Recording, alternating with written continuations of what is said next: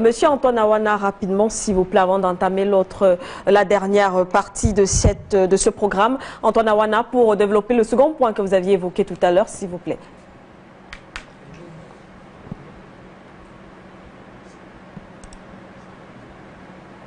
Madame Vanessa, je dis, a priori, Madame Vanessa, vous savez, quand quelqu'un comme Maurice Kamto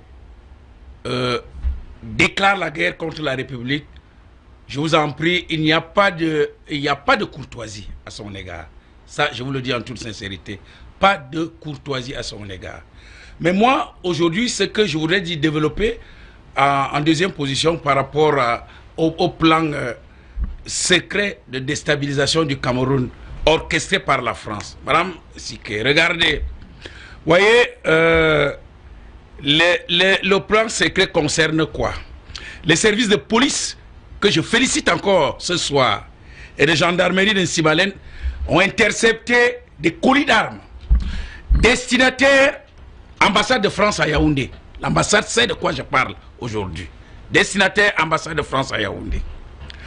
Les armes qui ont été récupérées là-bas par les services de contrôle de l'aéroport de Nsibalène, il y avait 3 caisses d'armes légères, des pistolets automatiques portant l'estampille AOG, c'est-à-dire Airplane on Ground. C'est une expression qui signifie urgent, c'est-à-dire dans le jargon du transport et du fret aérien.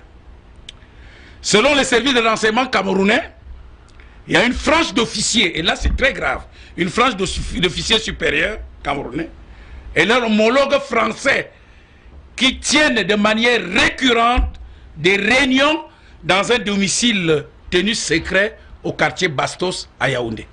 Très important. Bien. Plus grave encore, certains de ces officiers supérieurs et officiers généraux auraient été, je dis bien, auraient été achetés par la France.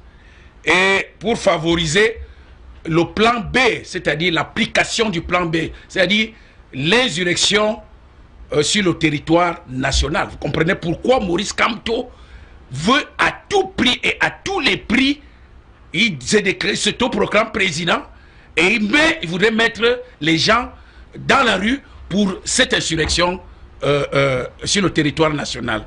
Et la stratégie, c'est quoi? Mais ce n'est pas du côté du nord-ouest ou du côté du sud-ouest que l'insurrection va venir, encore moins au niveau du littoral camerounais, mais surtout sur la partie est du Cameroun, le front est. Parce que là-bas, pour eux, pour les Français, c'est une zone qui est peu contrôlée.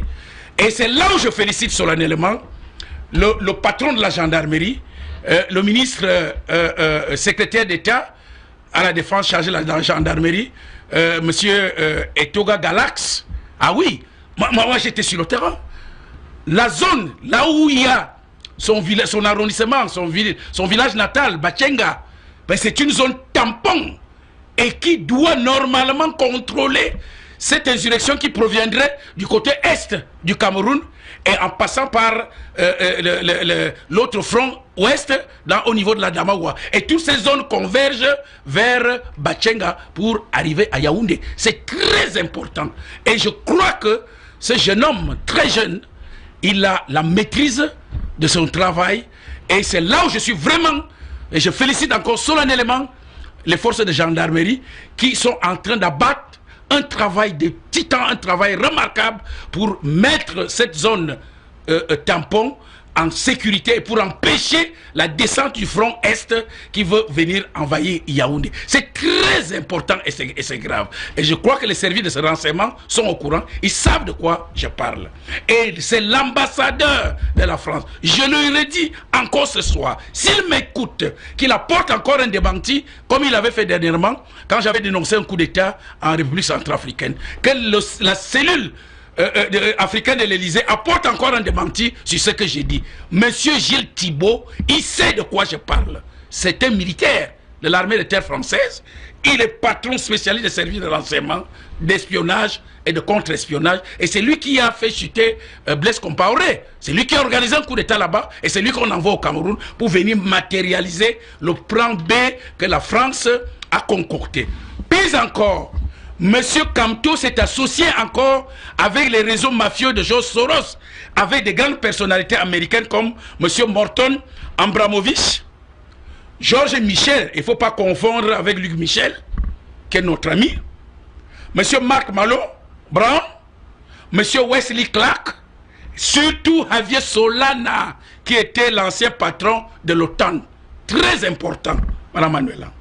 Enfin, le fameux George Soros que Luc Michel décrit chaque jour ici, c'est juif d'origine, c'est américain d'origine juive qui financerait donc ces ONG, c'est-à-dire vous avez International Crisis, Transparency International. Et vous comprenez pourquoi il y a eu ralliement d'Akeremuna avec Maurice Kamto, parce que ce sont des collègues qui ont tous milité dans Transparency International. C'est peut-être pas une alliance politique, mais c'est une alliance stratégique pour mettre en application le plan B de déstabilisation du Cameroun qui a été concocté, préparé patiemment par les services secrets français.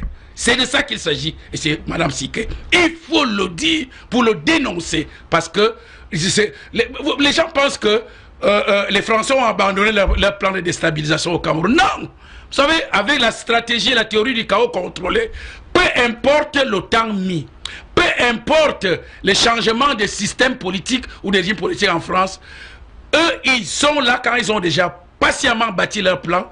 Ils veulent à tout prix réussir, peu importe le temps. Donc, ce plan est encore là et c'est le moment le plus idéal pour le mettre en application. Il faudrait que le monde le sache, que les Camerounais le sachent et que la France arrête tout ça, parce que nous sommes au courant et je félicite encore l'armée du Cameroun, les forces de défense et de sécurité du Cameroun, la police, la gendarmerie et l'armée, vraiment abattent un travail, surtout avec la tactique du camouflage. Franchement, Madame Manuela, c'est impressionnant, c'est impeccable, c'est du professionnalisme pour ces forces de défense. Donc, je voulais vous dire que ce plan B est là, il est en train d'être mis en application avec la collaboration, parce que c'est Maurice Kamto qui joue le rôle de catalyseur par rapport à ce plan. Ça, c'est clair et net. Il sait de quoi je parle.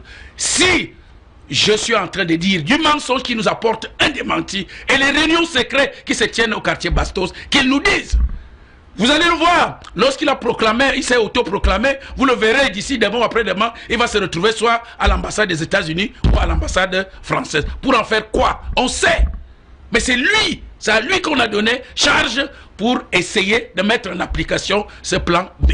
Donc, j'en appelle à la vigilance du peuple camerounais, des forces de défense et de sécurité du Cameroun. J'en appelle à la vigilance du gouvernement du Cameroun. Il faut gérer cette histoire avec beaucoup de professionnalisme, de tact, parce qu'il ne faut pas céder à la provocation, parce qu'il provoque. Il ne faut pas céder à la guerre d'usure qu'ils sont en train de vouloir mener. Et il faut contrer et contenir l'insurrection sur le territoire national qui se prépare. Ça, c'est clair et net. Donc, Madame Siké, je crois que l'heure est grave. L'heure est grave.